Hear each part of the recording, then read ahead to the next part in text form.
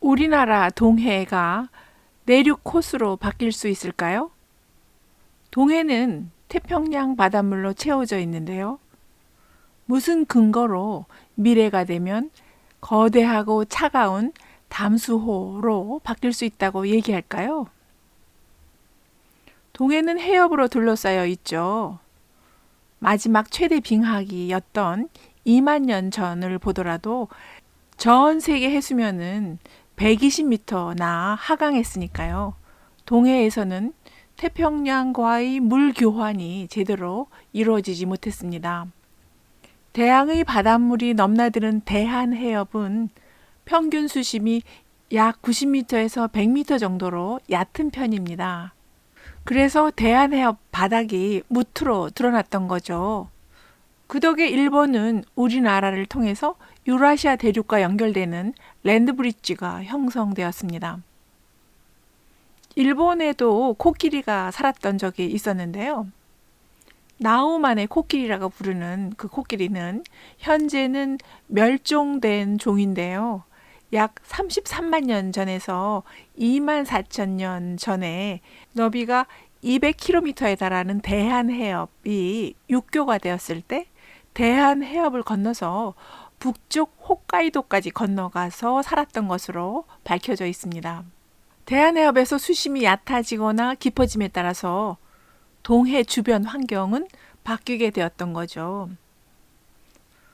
수심이 비교적 깊은 동해는요, 계절이나 공간에 따라서 분리된 층을 형성하고요, 바닷물 교환이 원활하지 못해서요, 동해와 서해와 남해의 해저 생물들은 서로 격리되어 있습니다.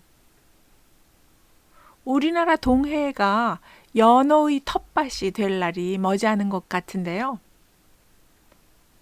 세계 3대 연어 양식 지역으로 만들겠다는 해양수산부의 야심찬 계획이 진행 중입니다. 연어회를 값싸게 실컷 먹을 날이 곧 올 것 같기도 합니다. 연어는요, 섭씨 17도 이하의 차가운 해수가 흐르는 해역이어야 하는데요. 노르웨이, 칠레에 이은 영국이나 캐나다, 호주도 연어 양식국이긴 하지만요. 우리나라는 이들을 뛰어넘는 성과를 거두겠다는 목표로 스마트팜 기술을 앞세워서 연어 양식에 뛰어들었습니다.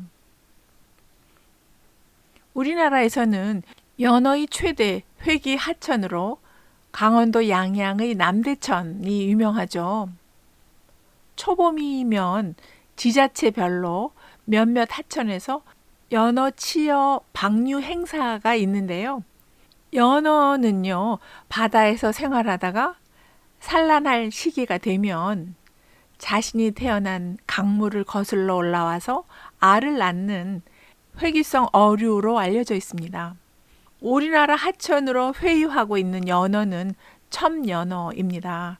첨연어는 알이 개울에서 부화한 직후에 바다로 흘러가서 해양 이동이 시작되는데요. 오호츠크해를 거쳐서 동베링해로 가서 머뭅니다. 깊지 않은 베링해 대륙붕의 찬물에서 풍족한 먹이를 먹으면서 성장하다가요, 성숙해지면 연어는 출생 하천으로 되돌아가는 것으로 밝혀져 있습니다.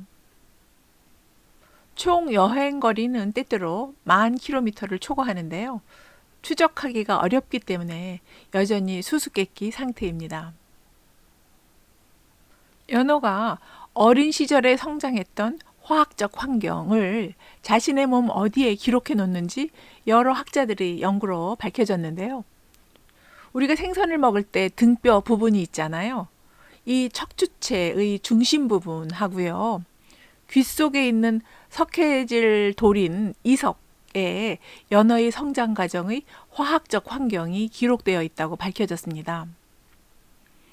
베링해에는 첨연어처럼 아시아의 여러 강물로 되돌아갈 회기성 연어하고요, 알래스카에 머물면서 그 지역 하천으로 거슬러 올라가는 자연산 연어들이 함께 머물고 있습니다. 이 수많은 연어들을 손쉽게 잡아먹는 북극곰은 물범을 잡아먹던 습성에서 상당량 식량을 연어로 때우기도 합니다. 자연산 야생 연어들은 가격이 저렴하고 통조림용으로 쓰인다고 합니다. 연어는요, 태평양 연어와 대서양 연어로 구분할 수 있는데요. 대서양 연어는 노르웨이 등에서 대규모로 양식되고 있습니다. 우리가 회나 구이용으로 먹는 연어가 바로 대서양 연어인데요. 대서양 연어는 가두리 양식으로 길러지니까요. 일찌감치 회기성이 약화된 양식 연어입니다. 태평양 연안에서는 칠레나 캐나다 등에서 양식되고 있는데요. 우리나라는 태평양 연어에 속하는 은연어 양식이 시도되고 있고요. 대서양 연어도 가두리 양식되고 있습니다. 동해는 태평양 연어와 대서양 연어가 모두 살아갈 터전이 될 예정인데요. 동해는 태평양과 완전히 개방된 바다가 아닌 동해만의 독특한 분지를 이루고 있죠. 빙하가 최대로 확장되어 있었던 빙하기에는 우리나라 서해와 남해가 바닥을 드러냈고요. 중국과 우리나라 그리고 일본 남부 지역과 오갈 수 있는 환경이었는데요. 수심이 비교적 깊은 동해는 고립되면서 동해의 염도는 뚝 떨어지고요. 해수 온도는 현재보다 섭씨 2, 3도는 더 차가웠다고 합니다.